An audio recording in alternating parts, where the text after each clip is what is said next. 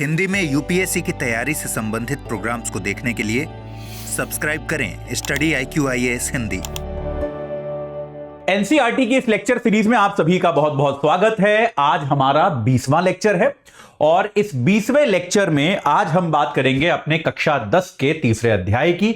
जैसा कि मैं हर क्लास में आपको बताता हूं, अगर आप लोग अभी जुड़ रहे हैं इस लेक्चर सीरीज से, कृपया पहले लेक्चर से देखिए। हमारा लक्ष्य यह है कक्षा 9, 10, 11, 12 इन चारों क्लासेस की जो एनसीईआरटी है इकोनॉमिक्स की, उसमें जो भी यूपीएससी से रेलेवेंट किताबें हैं उन किताबों को हम धीरे धीरे आराम से पूरा करके पढ़ेंगे। और आइडिया यह है, भले ही हमें 10 क्लास एक्स्ट्रा लग जाए, लेकिन इसके बाद आपको कहीं और से एनसीईआरटी करने की आवश्यकता ना रहे, यह हमारा लक्ष्य है। तो इसीलिए हम लाइन बर लाइन पढ़ते जा रहे हैं, उसमें कुछ भी छोड़ नहीं रहे हैं या किसी भी चीज में जल्दबाजी नहीं मचा रहे हैं। यह बड़ी स्लो पेस आराम की सीरीज है, आराम से कीजिए। तो भाई अगर आपको बहुत जल्दी एनसीईआरटी करना है तो यह सीरीज आपके लिए नहीं है।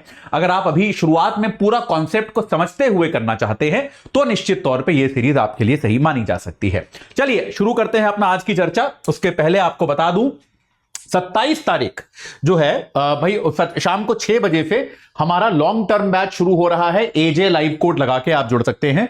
एनसीईआरटी आप देख रहे हो, स्लो पेस पे देख रहे हो, तो मैं मान के चलूंगा कि आप लोग जो है अभी तैयारी से कुछ दूर है। अभी आप लोग तुरंत यूपीएससी नहीं देने वाले 2025 में। तो 2026-27 वाले विद्यार्थियों के लिए बैच है 30,999 में आप जुड़ सकते हैं। पहले वर्ष आपको बेसिक पढ़ाया जाएगा और उसके बाद जो है आपको एडवांस लेवल की तैयारी कराई जाएगी, ताकि एडवांस लेवल आपको बहुत शॉकिंग, बड़ा ज्यादा तीव्र ना लगे, बहुत ज्यादा झटका ना लगे आपको। उसके लिए बैच होता है, आप तुरंत इससे जुड़ सकते हैं। एजे लाइव कोड लगाइए, याद रखिए वैलिडिटी इसकी बहुत सारी है, बहुत लंबी है, तो आप लंबे समय तक इसके साथ पढ़ाई कर सकते हैं। और अगर आप में से कोई ऐसा है जो 2025 में भी एग्जाम देने वाला है और अभी लग रहा है कि यार तैयारी जो है उसमें ज्यादा मजा नहीं आया, कॉन्फिडेंस नहीं आ रहा है, तो भाई आपके लिए आखिरी मौका है। हमारा आखिरी प्रतिज्ञा प्लस बैच 2025 वाले बैच के लिए आ चुका है।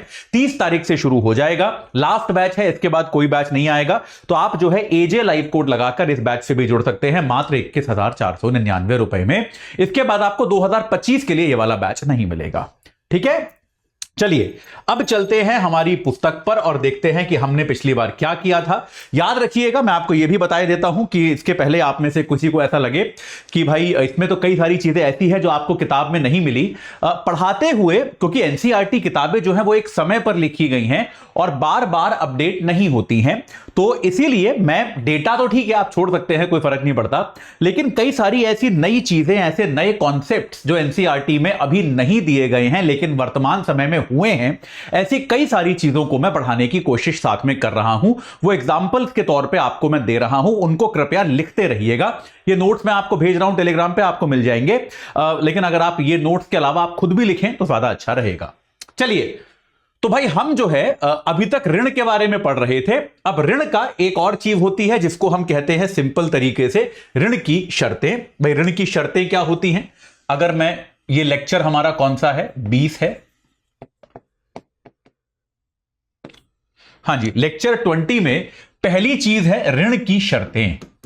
भाई आप जब मान लीजिए कहीं पर ऋण लेने गए, देखिए ऋण जो होता है, ऋण में हमेशा ऋण देने वाला कुछ शर्तें लगाता है। भाई ऐसा क्यों होता है? क्योंकि ऋण देने वाले का तो पूरा धंधा, पूरा व्यापार जो है इस बात पे टिका है ना कि ऋण जो ले रहा है वो ऋण वापस करे। भाई बात सही है कि नहीं? आप इसको सरकार और बैंक वैंक के वाले एग्जाम्पल छोड़ो, अपना एग्जाम्पल सोच लो कि आप, अगर आपसे आपका एक दोस्त जो है 1000 रुपए मांगने आता है उधार। भाई आपका एक दोस्त है, वो 1000 रुपए बोलता है यार उधार दे दे, वापस कर दूंगा। तो क्या आप किसी भी दोस्त को 1000 रुपए दे दोगे? नहीं दोगे ना यार। आप थोड़ा सा तो सोचने की कोशिश करोगे कि यार ये व्यक्ति किस तरह का आदमी है, इसके पास पैसे हैं भी कि नहीं है, या अगर इस आदमी ने आपसे कभी पहले पैसे लिए थे तो वो वापस किए या नहीं किए। भाई मान लो पहले भी इसने कुछ लोगों से पैसे लिए थे, वापस ही नहीं किए, तो आपके क्यों करेगा भाई? तो आप ऐसे आदमी को तो पैसे देने से बचोगे। लेकिन कोई अगर ऐसा व्यक्ति है जो आमतौर पर ऋण लेता है और आपको पता है कि हाँ इसकी तो 5 दिन बाद तनख्वाह आ जाएगी, तो इसके पास पैसे होंगे, उसको आप शायद पैसे दे दोगे। तो ऋण लेने के लिए आप भी कुछ प्रकार का इवैल्यूएशन करते हो, हर किसी को तो ऋण देते नहीं हो। अब तो फाइनेंशियल इंस्टीट्यूशंस जो है जब वो ऋण देते हैं तो वो तो उनकी तो कमाने का तरीका ही ये है, तो वो कई बार ऋण की अनेक प्रकार की शर्तें लगाते हैं। एक बार यहां पर देखते हैं, इस बात को याद रखिएगा, दोस्त को ऋण देने वाले पॉइंट को आगे यूज करूंगा इस चैप्टर में उसे, ठीक है। तो ऋण की शर्तों में एक क्या होता है, दो चीजें खास तौर पे होती हैं। इसमें पहली होती है ब्याज दर। ऋण की दो शर्तें आमतौर पे मानी जाती हैं। पहली होती है ब्याज दर, कि भाई ब्याज दर जो है वो कितनी होगी। ब्याज तो आप समझते हो कि भाई आपने अगर किसी से 100 रुपए ऋण लिया है, तो उस 100 रुपए के ऋण के में 100 रुपए के ऋण के अलावा जो है अब आप कितना और पैसा आप उसको अतिरिक्त दोगे, ये कहलाता है ब्याज दर। ब्याज दर क्लियर हो गई, ये होती है आपकी ब्याज दर। और दूसरी चीज जो होती है ऋण की शर्तों में एक तो हो गया ब्याज दर और दूसरा हो गया गिरवी आप क्या रखोगे। देखिए, गिरवी जरूरी नहीं है कि हर ऋण में कुछ ना कुछ रखा जाए, ये कोई जरूरी नहीं है। आमतौर पे अगर आपका क्रेडिट प्रोफाइल ठीक ठाक होता है तो आपसे कुछ गिरवी नहीं रखवाया जाता, लेकिन अगर आप सामान्य ऋण देखें तो उसमें आपसे गिरवी कुछ रखवाया जाता है। कि जैसे मान लो आपने एक बड़ा लोन लिया अपने बिजनेस के लिए, तो आपका घर गिरवी रखवा लिया गया या आपकी गाड़ी गिरवी रखवा ली गई। तो इसमें क्या होता है कि भाई अगर आप ये ऋण नहीं चुका पाए तो उस संपत्ति को जब्त करके बेचने का अधिकार होता है बैंक को। भाई मान लीजिए आपने 2 लाख रुपए का लोन लिया और आपने अपना घर जो है, अपनी गाड़ी जो है आपने गिरवी रख दी। तो अब आपके पास जब ये 2 लाख रुपए नहीं थे, अगर आप नहीं चुका पाए तो बैंक के पास ये अधिकार होता है कि वो आपकी गाड़ी को जब्त करके उठा के ले जाए और उसको बेचकर अपने पैसे रिकवर कर ले। ये बैंक के पास अधिकार होता है। ठीक है, तो ये होता है गिरवी का कॉन्सेप्ट। लेकिन आजकल क्या होता है, ये सब पुराने जमाने के कॉन्सेप्ट हैं ये गिरवी वगैरह। आजकल क्या होता है, बैंक आपकी क्रेडिट प्रोफाइल चेक करता है। ठीक है, ये आपकी किताब में नहीं दिया हुआ है, मैं आपको बता रहा हूं। आजकल क्या करता है, ये गिरवी इत्यादि का कॉन्सेप्ट उतना नहीं चलता। बैंक क्या करता है, आपकी क्रेडिट प्रोफाइल चेक करता है। क्रेडिट प्रोफाइल का मतलब क्या है कि आपने इसके पहले जीवन में कितने ऋण दिए हैं और क्या आपने उनको समय पर चुकता किया या देरी से चुकता किया या फिर चुकता किया ही नहीं। तो ये क्रेडिट प्रोफाइल जो होती है ये बहुत सारी एजेंसियों द्वारा मेंटेन करी जाती है। एक इसमें सबसे कॉमन जो प्रोफाइल होती है जिसको हम कहते हैं सिबिल प्रोफाइल, CIBIL।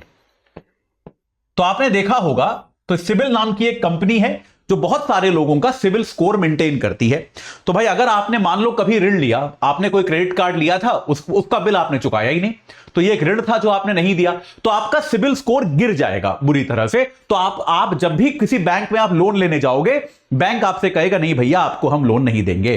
ये बात क्लियर है, बात समझ में आ गई। या बैंक जो है या तो आपको लोन नहीं देगा या फिर आपसे गिरवी रखवाएगा कि आप गिरवी रखिए, या फिर बैंक क्या करेगा, आपके लिए ब्याज दर को बढ़ा देगा। ठीक है, अब देखो ऐसा ब्याज दर को क्यों बढ़ाएगा, क्योंकि ब्याज जो है वो तो बैंक का कमाने का तरीका है। तो भाई बैंक अगर ऐसे व्यक्ति को ऋण दे रहा है जो ऋण चुकाने में असमर्थ रहा है पहले इतिहास में, तो बैंक ज्यादा बड़ा खतरा ले रहा है कि नहीं ले रहा है।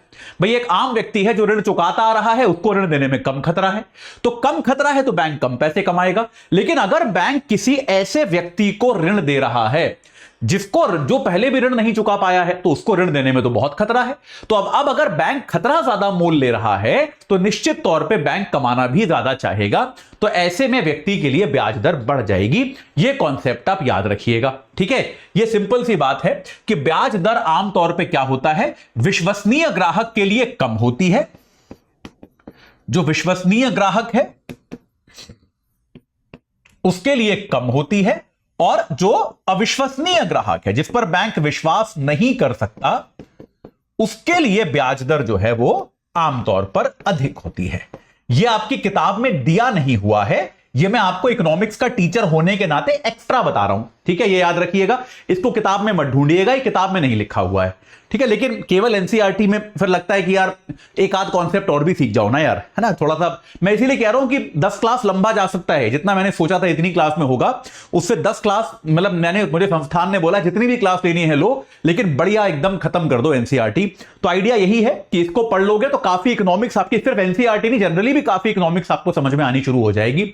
मैं हमेशा मानता हूं कि अर्थशास्त्र एक ऐसा विषय है जिसमें सिर्फ जो कॉन्सेप्ट है उसको पढ़ना काफी नहीं है, सिर्फ ये काफी नहीं है भाई कि आप जो है कि आप उसको जो है सिर्फ पढ़ लें, केवल उसके कॉन्सेप्ट को आप जो है समझ लें, बल्कि एक आर्थिक सोच आपके अंदर विकसित होनी जरूरत है कि भाई आपके अंदर एक आर्थिक सोच जो है वो विकसित हो जाए।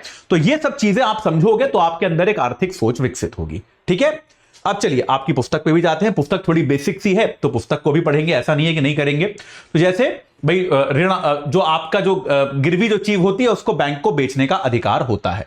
ठीक है, तो आमतौर पे जैसे यहां एग्जांपल दिया है, तो बैंक क्या करता है भाई, अक्सर आप विश्वसनीय ग्राहक हो या नहीं हो उसके लिए बैंक आपसे बहुत सारे दस्तावेज मांगता है।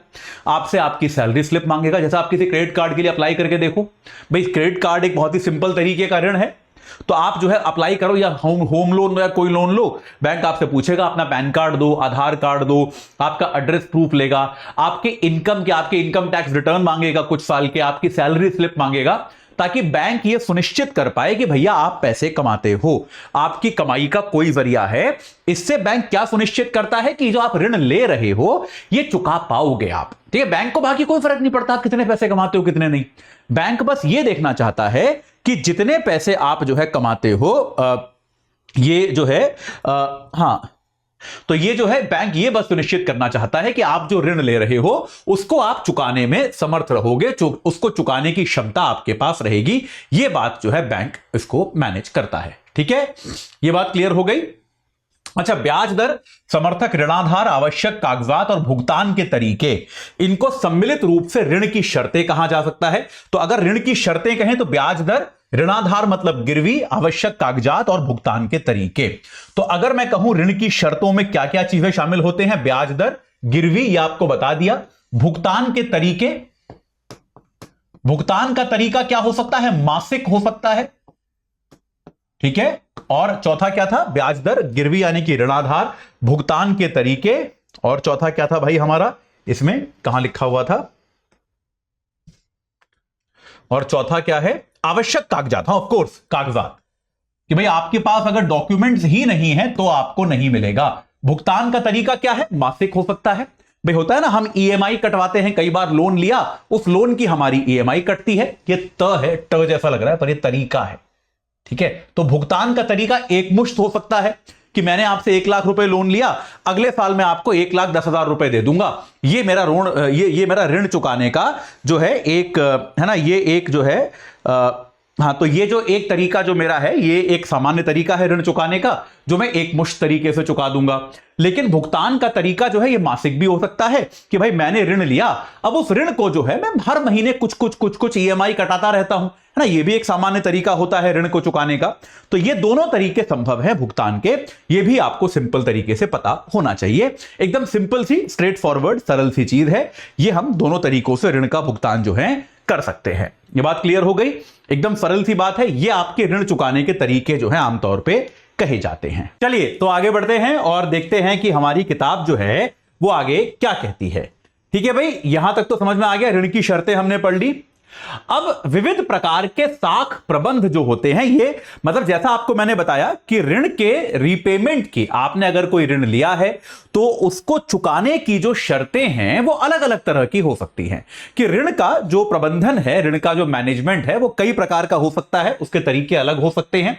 जैसे आप देखते हैं यहां पर इन्होंने कई सारे तरीके दिए हैं कि 1.5 एकड़ जमीन के लिए श्यामल ने क्या किया है, वो 5% मासिक ब्याज पर वो गांव के महाजन से ऋण लेता था। देखिए, ये याद रखिएगा, गांव के महाजन से ऋण की दर कितनी दिखाई है, ब्याज दर 5% मासिक, यानी कि प्रति वर्ष 60%।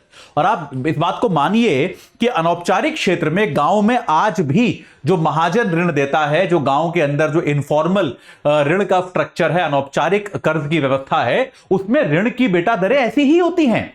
ठीक है, तो अब इसमें क्या है, पिछले कुछ वर्षों से वो क्या कर रहा है, व्यापारी जो है वो जुताई के मौसम की शुरुआत होने पर व्यापारी ऋण पर कृषि संबंधित आगतें मुहैया कराता है, जिसे फसल तैयार होने पर वापस करना होता है। ऋण पर ब्याज के अलावा व्यापारी किसानों से वादा करता है कि वह अपनी फसल उसको बेचेगा। तो अलग अलग प्रकार की शर्तें और क्या संभव है, कुछ के एग्जाम्पल यहां पर दिए हुए हैं।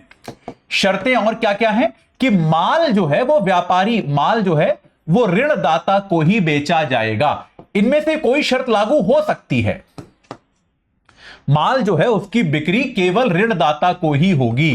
तो ये आपका यानी कि जो उत्पादक है उसके पास कोई चॉइस नहीं है। ये याद रखिए, कोई जरूरी नहीं है कि ये शर्तें हों, ये सारी संभावना है, केस स्टडीज हैं कि आप ऐसे भी ये शर्त लगाई जा सकती है। इस तरह की शर्तें भी आमतौर पे देखी जाती हैं। ठीक है, ये आपको जो है देखा गया है। तो व्यापारी जो है भाई वो कम दरों पे शर्तें माल खरीद लेगा और जो किसान है उसको इसको ही बेचना पड़ेगा, ये उसकी शर्त हो गई। ठीक है, अब इसके अलावा बैंक जो है इस ऋण पर अरुण से मिलते हैं, जो एक किसान मजदूर के काम का निरीक्षण कर रहा है। अरुण के पास 7 एकड़ जमीन है। अरुण सोनपुर के उन लोगों में से है जिन्होंने खेती के लिए बैंक से ऋण लिया है। बैंक में देखिए वार्षिक ब्याज दर 8.5% है। साहूकार कितने में दे रहा था? 60% पे। ठीक है, और इसे अगले 3 वर्षों में कभी भी लौटाया जा सकता है। अरुण की योजना यह है कि वह फसल तैयार होने पे उपज का एक हिस्सा बेचकर इसकी अदायगी कर देगा, बाकी फसल को शीत भंडार गृह में रखकर बैंक से इसके बदले नया ऋण ही लेगा। तो क्या होगा भाई? दूसरा तरीका क्या है कि आप जो है अपने अतिरिक्त उत्पादन के आधार पर नया ऋण ले सकते हो। भाई ये भी तो आप कर सकते हो। नए ऋण के लिए आप क्या कर सकते हो? आप अतिरिक्त उत्पादन के आधार पर नया ऋण ले सकते हो। अतिरिक्त उत्पादन को आपने गिरवी रख दिया कि आपने कोल्ड स्टोरेज में रख के बैंक को बोल दिया सर ये गिरवी है, अब आप इसके आधार पे मेरे को नया ऋण रख दो। याद रखिए शर्तों की संभावना है, कोई जरूरी नहीं है कि ये शर्त हर जगह हो। इनमें से कोई शर्त लागू हो सकती है किसी किसी मामले में। ठीक है, ये सारी चीजें आपको पता होनी चाहिए क्योंकि ये भारत की वास्तविकता है। कई जगहों पर ऐसी शर्तें लगाई जाती हैं। रमा जो है वो कृषि मजदूर के तौर पे काम करती है, उसके पास कई महीने कोई काम नहीं होता और उसे कर्ज लेना पड़ता है। तो भूस्वामी क्या है, उसको काम देता है और ये उसको कर्ज देता है, और ये कर्ज रमा को कैसे चुकाना पड़ता है? मजदूरी करके। तो मजदूरी करके भाई रमा ने मान लीजिए कर्ज लिया, जैसे मजदूरी करके ऋण वापसी। बात समझ में आई कि भाई आपने किसी से 5,000 रुपए का ऋण लिया, जैसे रमा की कहानी आपकी किताब में दी है, और उसके बदले मालिक जिसने ऋण दिया था उसने कहा कि तुम्हें मेरे यहां मजदूरी करनी पड़ेगी जब तक तुम अपना ये काम, अपना कर्जा पूरा नहीं उतार दो। तो ये मालिक जो है खराब तरीके से भी अगर रमा को ट्रीट करेगा, अगर उससे बुरा आचरण भी करेगा, तो भी रमा जो है नौकरी छोड़ नहीं पाएगी, क्योंकि मालिक का कर्ज जो है, जो जिस व्यक्ति की यहां काम कर रही है उसका इसने कर्ज लिया है। यह आपने कई सारी फिल्मों में भी देखा होगा। बेगार की जो पूरी व्यवस्था थी वह ऐसे ही चलती थी कि आप जो है ऋण के जाल में लोगों को फंसा लेते थे, फिर उनसे बिना पैसे दिए आप अपने यहां खेतों पे मजदूरी कराते रहते थे। यह बात जो है ये क्लियर है। ठीक है, ये इस तरह के कुछ एग्जाम्पल हैं। अब इसमें क्या है, सहकारी समितियों से ऋण, ये एक नए प्रकार की चीज है। ये बॉक्सेस इंपॉर्टेंट है तो इनको देख लेते हैं।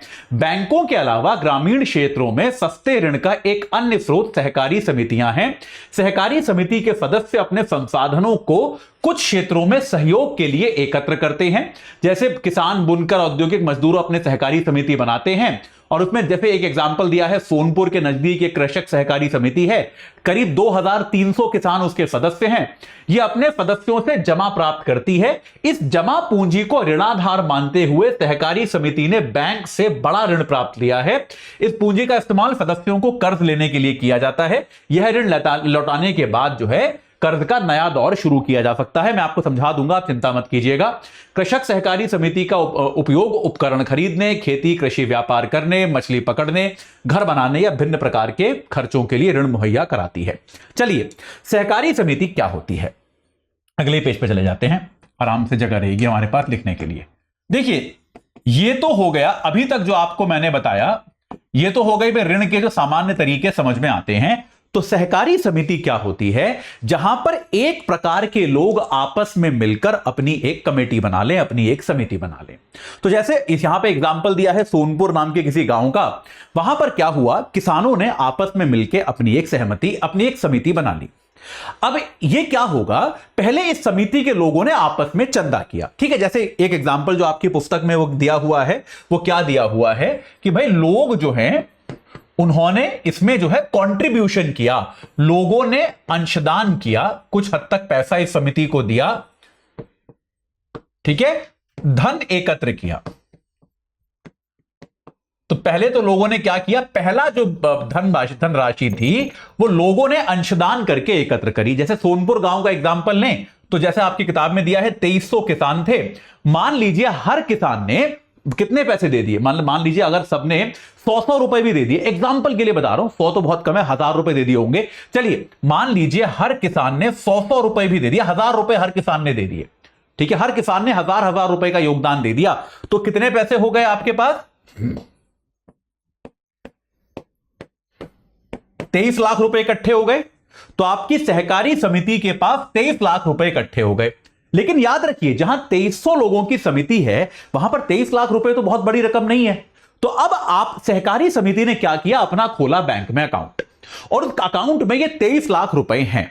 तो अब सोचिए सहकारी समिति अगर बैंक के पास जाए लोन लेने के लिए अगर एक इंडिविजुअल व्यापारी, माफ कीजिएगा, एक इंडिविजुअल किसान जाएगा तो उसकी तो ऋण की ज्यादा क्षमता है नहीं भाई। उसके पास तो कई बार, जो आपको मैंने बताया ना, 4 चीजें होती हैं, 4 शर्तें होती हैं। शायद उसके पास कागजात ना हो, ये बहुत बार होता है भाई। ग्रामीण मजदूर जो होता है, किसान जो होता है, उसके पास ज्यादा कागज पत्र नहीं होते दिखाने के लिए, तो उसको ऋण नहीं मिल पाता। या फिर उसके पास जो है उसकी विश्वसनीयता कम होती है, उसने पहले ऋण लिया नहीं होता, बैंक में उसके पास बहुत कम पैसे होते हैं, अपनी आय की वो गारंटी बैंक को दे नहीं पाता। बैंक कहता है आप इस बात की गारंटी लेते हो कि आपकी आय होगी।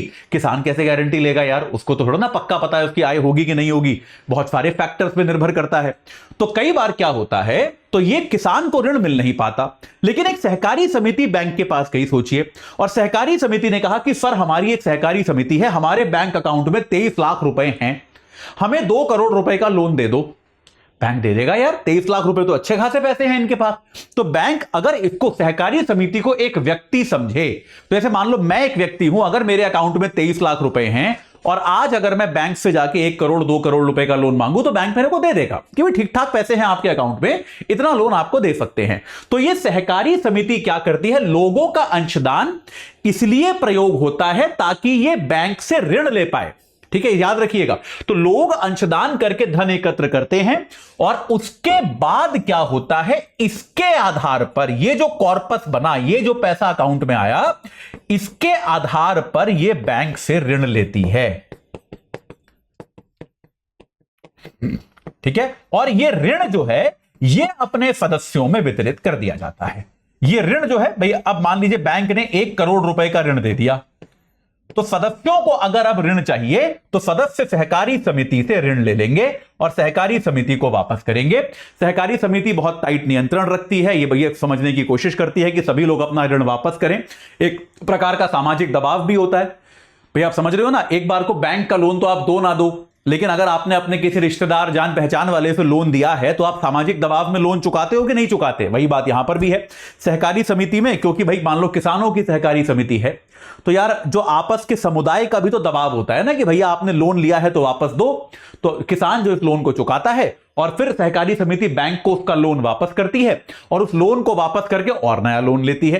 तो इस तरह से सहकारी समिति भी एक बहुत बड़ा योगदान देती है किसानों की आर्थिक संपन्नता में और किसानों को एक तरह से औपचारिक तौर पे वित्त दिलवाने में। सहकारी समिति क्यों उपयोगी है, क्योंकि इंडिविजुअल किसान, अगर किसान अकेला जाए तो उसकी ऋण की जो क्षमता है या ऋण देने की जो उसकी ऋण प्राप्त करने की जो कैपेसिटी है वो ज्यादा नहीं होती। लेकिन अगर वो एक सहकारी समिति के तौर पर जाता है तो आमतौर पे उसकी ऋण प्राप्त करने की क्षमता जो है वो बढ़ जाती है। ये बात क्लियर हो गई, एकदम सिंपल सा टॉपिक है, सिंपल सा कॉन्सेप्ट है, समझ में आ गया। ये आपका सहकारी समिति का एग्जाम्पल खत्म हो गया। चलिए अब आते हैं भारत में औपचारिक और अनौपचारिक क्षेत्र की जो ऋण की व्यवस्था है उस पर आते हैं। ठीक है, अब देखिए लोग अलग अलग तरीकों से ऋण प्राप्त करते हैं। तो भारत में औपचारिक और अनौपचारिक ऋण क्या होता है इसको एक बार समझ लेते हैं। औपचारिक व अनौपचारिक ऋण। देखो एकदम सिंपल सी बात बताऊं तो बैंक और सहकारी समिति इत्यादि से लिया गया ऋण जो है वो औपचारिक है। अगर आपने किसी बैंक से लिया है, आपने किसी, आगे आपको पढ़ाऊंगा, एनबीएफसी एक चीज होती है, नॉन बैंकिंग फाइनेंशियल कंपनी होती है। आपने किसी, अभी मत पूछिए क्या होती है, आगे पढ़ाऊंगा, लेकिन आप बस याद रख लो कंपनियां होती हैं जो बैंक जैसा ही काम करती हैं। बैंक नहीं है लेकिन बैंक जैसी कंपनी है, जैसे बजाज फाइनेंस है ना, ये एक एनबीएफसी है। बड़े फोन आते होंगे ना, मेरे को बड़े फोन आते हैं बजाज फाइनेंस के कि लोन ले लो लोन ले लो। तो ये बजाज फाइनेंस जैसी कंपनी है, बैंक नहीं है बजाज फाइनेंस, पर एक कंपनी है जो लोन देती है। तो भाई ये क्या है, ये एनबीएफसी है। इनके बारे में आगे आपके आने वाले आई थिंक 11th क्लास में आएगा इसके बारे में विस्तार से। बैंक हो गया, एनबीएफसी हो गया, सहकारी समिति इत्यादि जो हो गई, ये आपका होता है औपचारिक लोन। ठीक है, अनौपचारिक ऋण क्या होता है, परिवारजन से लिया गया पैसा, कि आपने अपने पिताजी से, भाई बहन से पैसा उधार लिया, यह आपका अनौपचारिक ऋण हो गया। इसमें कोई ऑफिशियल डॉक्यूमेंटेशन नहीं है। या फिर गांव इत्यादि के साहूकार से, लोकल जो मनी लेंडर है, जो भाई गल्ला खोल के बैठता है और आपको पैसा उधार दे देता है, ऐसा साहूकार टाइप का जो व्यक्ति है, यह आपका अनौपचारिक ऋण कहलाता है। ठीक है, मतलब समझ तो गए ना, जहां पे एक फॉर्मल तरीके से कागज पत्र लेकर आपसे डॉक्यूमेंटेशन करके आपको ऋण दिया जा रहा है वो औपचारिक है, जहां पर ये बिना किसी कागज पत्र के आपको ऋण दिया जा रहा है वो अनौपचारिक है। तो एक बार जल्दी से इसको समझ लेते हैं, आपकी पुस्तक क्या बताती है वो देख लेते हैं। हाँ भाई, कि लोग विभिन्न स्रोतों से ऋण प्राप्त करते हैं। औपचारिक और अनौपचारिक दो वर्गों में इसको बांटा जा सकता है। पहले वर्ग में बैंक और सहकारी समितियों से लिए कर्ज आते हैं। अनौपचारिक में साहूकार, व्यापारी, मालिक, रिश्तेदार, दोस्त इत्यादि आते हैं। ठीक है, अब आप ये बताइए, आमतौर पे आपके हिसाब से कौन सा ऋण बेहतर है? भाई आपके हिसाब से कौन सा ऋण जो है वो बेहतर है, औपचारिक या अनौपचारिक? मेरे ख्याल से हम में से कोई इस बात से सहमत नहीं, मतलब हर कोई इस बात से सहमत होगा कि औपचारिक ऋण बेहतर है। उसका कारण क्या है कि औपचारिक ऋण देने वाले संस्थान जो होते हैं, यह संस्थागत तरीके से दिया जा रहा है, तो इन पर सरकार नियंत्रण रखती है। इन पे सरकार, और सरकार की तरफ से कौन? Reserve bank of India, RBI का नियंत्रण होता है इन पर। तो यह मनमाना ब्याज नहीं वसूल कर सकते। बैंक जो है आपको 40%, 50%, 60% ब्याज पे पैसा दे ही नहीं सकता। अगर बैंक देगा तो आरबीआई उसको दंडित करेगा। बात समझ रहे हो? बैंक ये कह ही नहीं सकता कि तुम विश्वसनीय नहीं हो, विश्वसनीय नहीं हो तो आपको लोन नहीं देगा बैंक। लेकिन 60%, 50% टाइप की ब्याज दर बैंक आप पे नहीं लगा सकता। बैंक की कार्रवाई जो है, बैंक कैसे काम करता है, कैसे काम नहीं करता, इस पर सरकार और आरबीआई नियंत्रण रखते हैं। ठीक है, आरबीआई जो है इसको नियंत्रित करने की कोशिश करता है कि बैंक किसी का उत्पीड़न ना करे, किसी व्यक्ति के साथ गलत काम ना करे, इस पर आरबीआई कंट्रोल करने की कोशिश करता है। परिवारजन, साहूकार, मित्र, रिश्तेदार, ये क्या है? ये भाई पूरी तरह से अनियंत्रित है। अब सरकार को तो पता नहीं आपने साहूकार से कितना पैसा लिया है, तो अनियंत्रित होने के कारण इसमें उत्पीड़न की संभावना बढ़ जाती है। ठीक है, यह बात क्लियर है? तो इसीलिए यहां पर क्या है, ये ऑर्गेनाइज्ड है, सरकार नियंत्रित रखती है, यहां पर उत्पीड़न की संभावना बढ़ जाती है। शायद आपका परिवारजन आपका उत्पीड़न नहीं करेगा, लेकिन जो गांव का साहूकार है, जो गांव का महाजन है, जो आपको पैसे दे रहा है, वो तो निश्चित तौर पे आपका उत्पीड़न करने की कोशिश करेगा। यह बात सही है। ठीक है, चलिए आगे देखते हैं आपकी किताब क्या लिखती है। आरबीआई ऋणों के औपचारिक स्रोत की कार्यप्रणाली पर नजर रखता है। जैसा आपको मैंने बताया, बैंक अपनी जमा का एक न्यूनतम हिस्सा अपने पास रखता है। और देखिए आरबीआई किस किस तरह से नियंत्रण करता है। आरबीआई एक तो बैंकों के स्वास्थ्य पर भी नियंत्रण करता है, एक बैंकों को अपने पास न्यूनतम जमा रखना होता है। यह हम आगे पढ़ेंगे। एक बैंकों को अपने पास न्यूनतम जमा रखना होता है। भाई आपको मैंने बताया था ना, कल आपको क्या एग्जांपल दिया था, कल नहीं मतलब पिछली क्लास में, कि 100 रुपए अगर बैंक के पास आते हैं तो बैंक सारे के सारे 100 रुपए ऋण में नहीं दे सकता। उनमें से एक कुछ प्रतिशत पैसा जो है बैंक को अपने पास बचाकर रखना होता है, जिसको हम न्यूनतम जमा कहते हैं। तो बैंक अगर ये नहीं रखेगा तो बैंक दिवालिया हो सकता है। आपको बताया था अगर सब लोग पैसे लेने पहुंच जाएं या ज्यादा लोग पैसे लेने पहुंच जाएं तो दिक्कत हो जाएगी। तो ये न्यूनतम जमा मेंटेन किया है कि नहीं, ये आरबीआई चेक करता है। ठीक है, इसके अलावा आपने देखा होगा कि आरबीआई कई बार बैंकों पे यह भी कंडीशन लगाता है कि ऐसा नहीं है कि तुम अपनी ब्रांचें सारी बड़े बड़े शहरों में खोल लोगे और बड़े बड़े उद्योगपतियों को ही ऋण दोगे, तुम्हें गांव में भी ब्रांच खोलनी पड़ेगी। ये बात है कि नहीं है? अब देखिए, अगर आप बैंकों से पूछें तो बैंक का थोड़ा ना मन करेगा कि वो गांव देहात में जाके अपनी ब्रांच खोले। उसको पता है गांव में कोई बहुत बड़ा लोन तो लेगा नहीं, या बहुत पिछड़ा इलाका जो है वहां पे कोई बहुत बड़ा लोन तो लेगा नहीं। इसके अलावा जो है छोटे छोटे लोन लेंगे, गांव बैंक के कर्मचारी भी वहां पोस्टिंग नहीं चाहेंगे। लेकिन तब भी आरबीआई ने कहा है कि आप जो है बैंकिंग को सर्वसुलभ बनाइए, बैंकिंग की सर्वसुलभता, कि ऐसा ना हो कि केवल बड़े बड़े उद्योगपतियों को ही ऋण मिले। यह भी जो है, यह भी आरबीआई मेंटेन करने की कोशिश करता है। तो आरबीआई जो है फॉर्मल बैंकिंग पे बड़ा मजबूत नियंत्रण रखता है। बेटा यह याद रखिएगा, आरबीआई बैंकों को एकदम टाइट कंट्रोल में रखता है। ऐसा नहीं कि बैंक के जो दिल में आएगा वो करेगा। बात समझ में आ गई? तो आरबीआई जो है बैंकों पर कठोर नियंत्रण रखता है ताकि बैंकों की व्यवस्था ठीक से चले। ठीक है, अनौपचारिक क्षेत्र में तो भैया साहूकार है, जितना उसका मन कर रहा है उतना वो ब्याज लेगा आपसे, उस पर किसी का कोई नियंत्रण तो है नहीं। ठीक है, वो नाजायज तरीके से आपसे पैसे वापस लेगा, आपने पैसे वापस नहीं लिए तो वो अपने खेत में आपसे जबरदस्ती काम कराएगा, आपके साथ हो सकता है हिंसात्मक कार्रवाई भी कर दे। तो यार इन पर कोई नियंत्रण तो है नहीं। तो ये जो है अनौपचारिक ऋण जो है इस प्रकार का होता है। ठीक है, अनौपचारिक ऋण जो है आपको आमतौर पे महंगा पड़ता है, ये बात क्लियर है, ये बात स्पष्ट है। ठीक है, तो हम ये चाहते हैं कि अनौपचारिक क्षेत्र जो है वो ऋण कम से कम दे और देश में ऋणों का औपचारीकरण किया जाए। तो सरकार हमेशा ये चाहती है, कोई भी सरकार हमेशा ये चाहती है कि ऋणों का औपचारीकरण किया जाए। ठीक है, अब आपको एक चीज और करंट अफेयर्स की बताता हूं, उतनी करंट अफेयर्स हालांकि है नहीं, लेकिन तब भी फिर अगली क्लास में इसकी हम चर्चा करेंगे बची हुई। तो ऋणों का औपचारीकरण का मतलब क्या है? आपने देखा होगा कि नरेंद्र मोदी सरकार ने जब ये सत्ता में आई थी एक प्रधानमंत्री जनधन योजना चलाई थी, याद है? जनधन योजना क्या थी? टारगेट यह था कि देश में सबका बैंक अकाउंट खोल देते हैं, हर किसी का बैंक अकाउंट होना चाहिए, ऐसा कोई व्यक्ति ही नहीं होना चाहिए जिसका बैंक अकाउंट ना हो। यह जनधन योजना थी। इसका क्या क्या मतलब था, क्यों ऐसा किया गया? इसका बेटा इसके दो फायदे थे। पहला फायदा तो यह है कि सरकार अब जो सब्सिडी देना चाहती है वो भी आपके बैंक अकाउंट में सीधा पैसा ट्रांसफर करके देना चाहती है। एक लक्ष्य तो यह था, यह आपका अचीव हो जाएगा।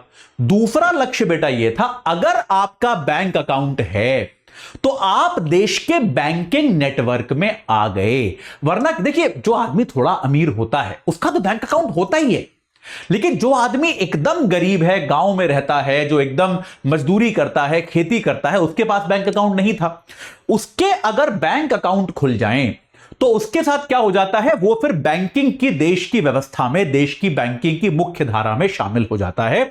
और उसके कारण क्या होगा, अगर वो बैंकिंग की मुख्य धारा में शामिल हो जाएगा तो ये व्यक्ति जो है आगे अगर ऋण लेना चाहेगा तो ये अपने जिस बैंक में खाता है उस बैंक से जाके ऋण मांग तो सकता है।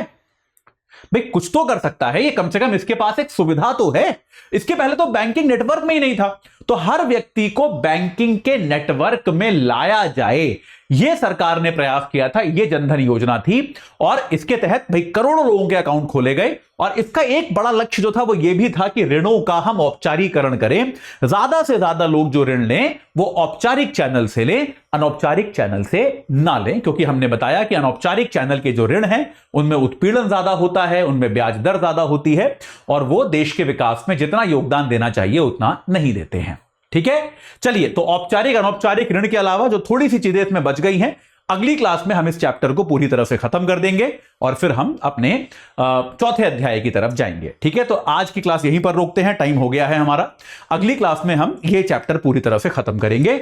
जाते जाते आपको एक बार फिर बता दूं भाई कि हमारा, अगर आप 2025 में एग्जाम देने वाले हैं तो आखिरी प्रतिज्ञा प्लस बैच आ गया है 2025 वालों के लिए। इसके बाद प्रतिज्ञा प्लस बैच नहीं आएगा। 30 तारीख से शुरू हो रहा है। एजे लाइव कोड है, आपको लगाना है और 21,500 रुपए में प्राप्त कर लेना है। ठीक है, तो भाई 2025 की तैयारी के लिए आप लोग ऑलरेडी बहुत लेट हैं। अगर आप अभी तक आप बैच के बारे में सोच ही रहे हैं तो आखिरी बैच है, इसको मत छोड़िएगा। ये छोड़ देंगे तो ट्रेन छूट जाएगी पूरी तरह से। और अगर आप लोग 2026 या 27 का एग्जाम देने वाले हैं तो ये भी याद रखिए कि इस एग्जाम के लिए भी हमारा बैच जो है वो 27 तारीख से शुरू हो रहा है शाम 6 बजे से।